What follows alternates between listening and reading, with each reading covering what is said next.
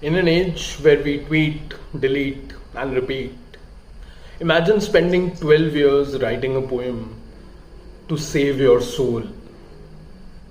Welcome to Literary Lenses, the series where we explore the thinkers who shaped how we write, and how we read, and how we understand the world. Today we enter the divine, the political, and the deeply personal through the eyes of Dante Alighieri. Born in Florence in 1265, Dante was not just a poet. He was a soldier, he was a politician, an exile, and a visionary. Banished from his city for political reasons, Dante lived much of his life wandering. But his mind never wandered aimlessly. Instead, he began to build a literary universe. The Divine Comedy, it's an epic journey through hell, purgatory, and heaven. A journey of the soul, a map of the cosmos, a mirror to the self itself.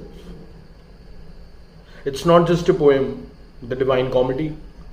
It's a philosophical, theological, and literary system.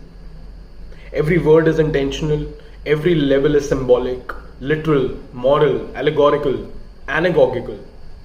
And every canto, a carefully structured insight into sin, suffering, redemption, and grace. Dante didn't just tell a story, he showed how language itself can carry us from darkness to light. Yes, Dante was a poet, but he also had theory. In De Vulgari Eloquentia, he argued that vernacular languages, not just Latin, were worthy of great literature. And this was a very revolutionary concept.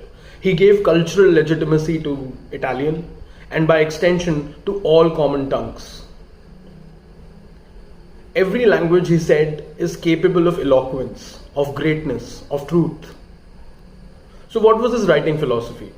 Literature, according to Dante, should, number one, illuminate the human condition.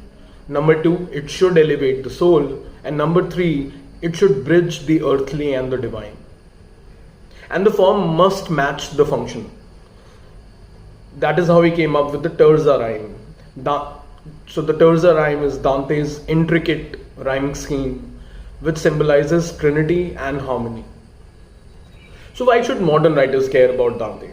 Dante teaches us that, number one, structure is spiritual.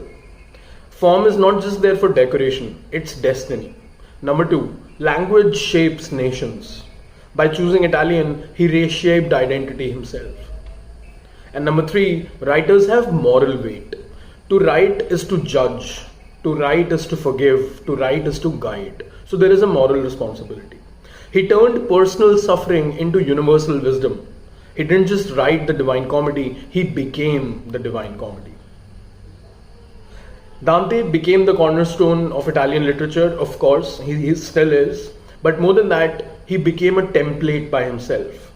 A template for how to turn pain into purpose, for how to write when the world turns against you, and for how to structure a story with cosmic consequence. Even modern writers like T.S. Eliot to Primo Levi, everybody has walked in his shadow. In Dante's world, language is salvation. Every word is a step, every verse is a choice. In his will is our peace, he wrote in Paradiso, a reminder that what we write reflects what we believe about order, chaos, and redemption. This is Literary Lenses, where the pen isn't just a tool, it's a compass. See you next time.